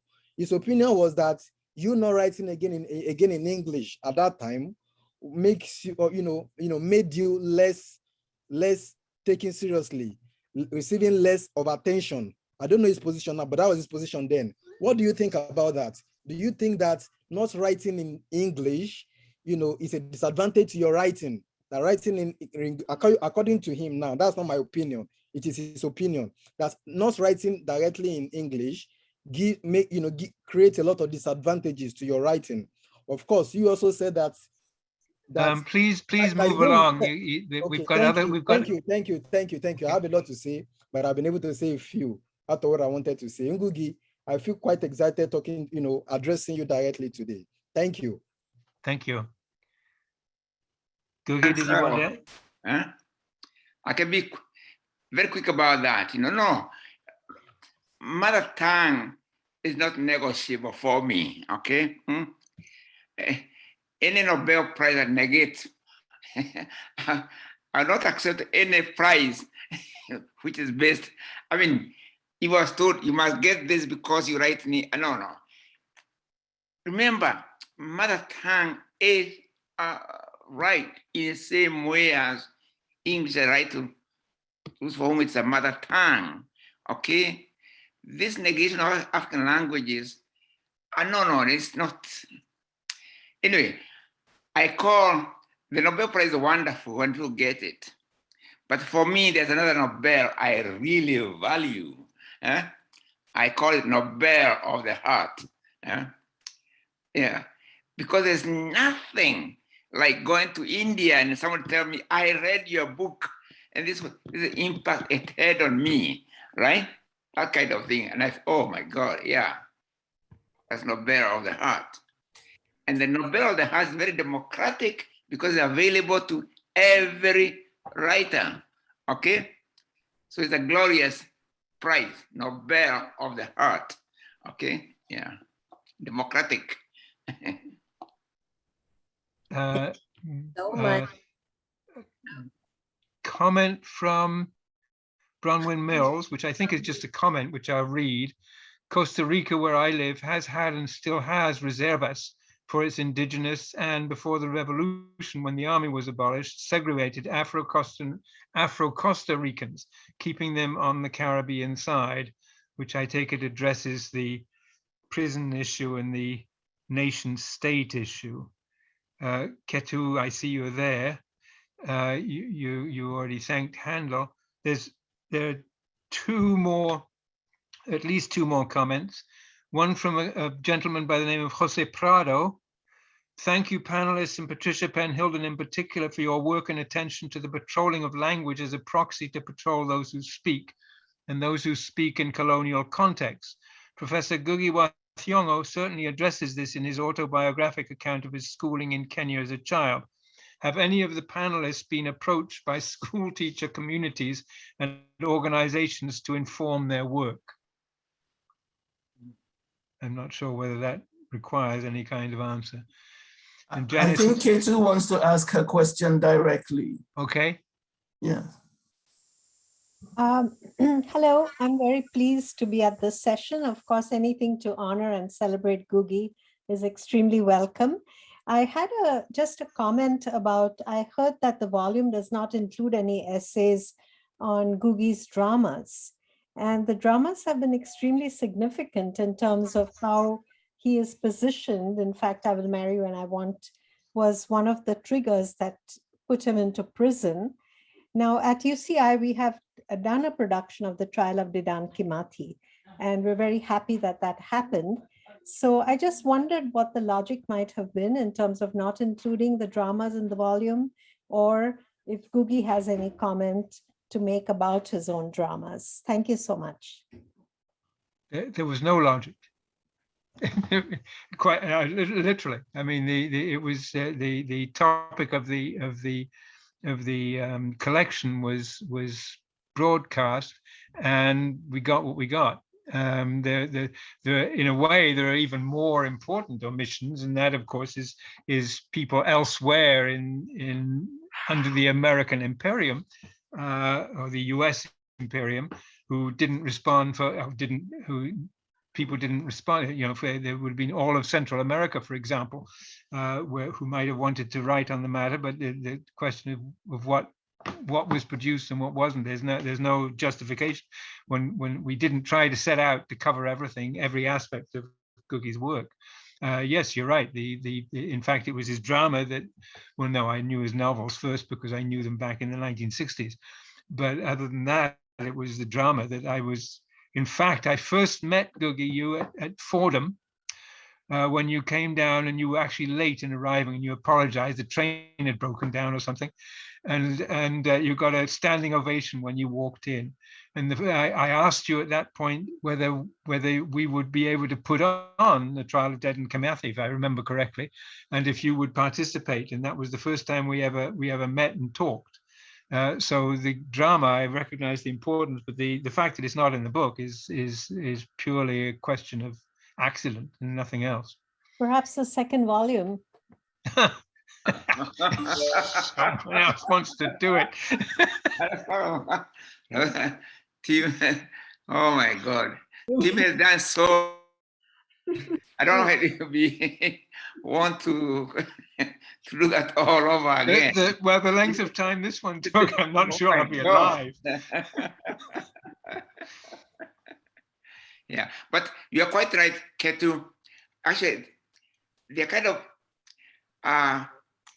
drama, although my first love, honestly, is fiction, the novel, and so on, but drama had more impact on my life than, say, my fiction in that sense. Yeah, is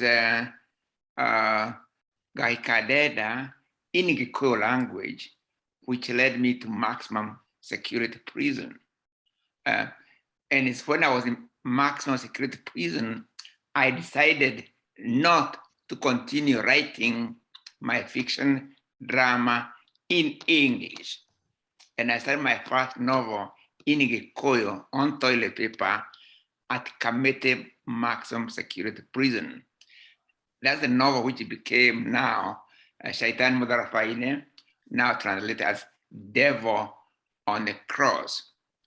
And for those who've been asking, like the previous person, about what the writing in Gikuyu does, but that novel has now been translated into many languages. Yeah, just like my short story, Itukare Amoro Garo, or the Upright Revolution, has been translated into 100 languages.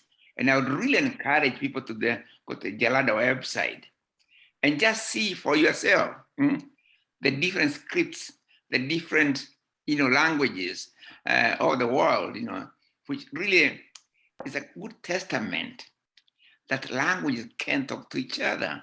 Yeah, it does not matter. I mean, it matters, of course, but we should not assume that only imperial languages are global, right? Yeah. Actually, Munyao Kilolo, who organized all of that, I believe, maybe with us. I don't know if he's with us or not. There are two more things. One is from Jamaleddin Gwenifi, who asked if he could possibly explain this question, the question about Arabic and Algerian. And we just got another one of thanks, which has just come in. But we're actually, Sam, we're actually out of time, aren't we? We're past our 2 o'clock time. So I don't think we can really take any more, with my apologies to those who are still asking questions. Maybe you should ask directly in the future. Just send a message to whomever you wish to contact. All of us here are, in fact, available on email in one way or another. So if these are things you want to continue with, I think it have to be that way, because we do have to close down. Our time is up. And I just want to thank you all again enormously for your participation in this. And Sam, Ryan, Carrie, Amanda, thank you for making it possible, as I said before. And I hope we will all remain in touch. Well, Tim, let Suzanna say hello to Ngũgĩ. Well, where is she? Oh, where's Suzanna?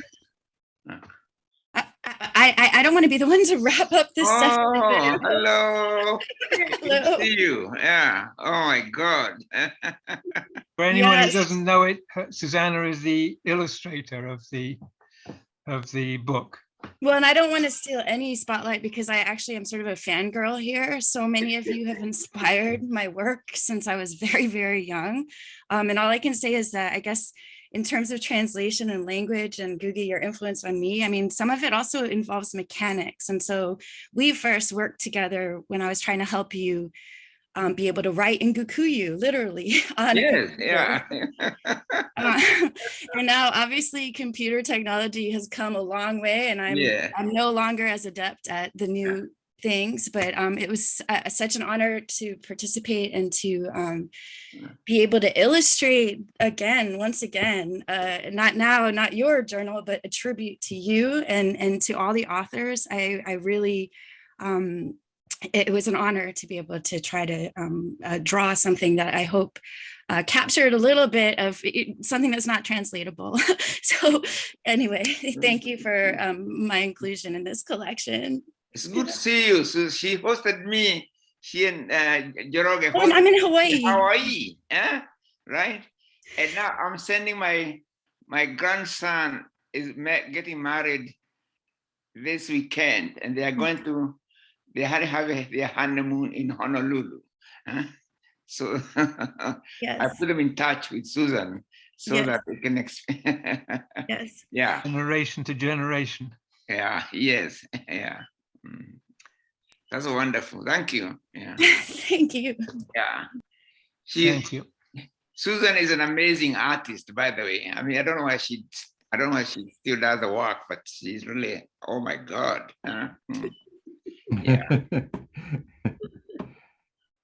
Okay, well, on that note, I suppose we do have to close down because our time is well past already. But as I say again, thank you very much to everyone. Okay. Thank you, Ketu, for joining us there at the end. Can I say thank you very much to you, Tim, and also to Kashope for the quality of production of the book. Okay. Kashope is keeping himself invisible. Yeah. Kashope, can you show yourself? Oh. There you go. Thank you. Put him on the spot. Okay. Thanks again to everyone. And thank you, Sam.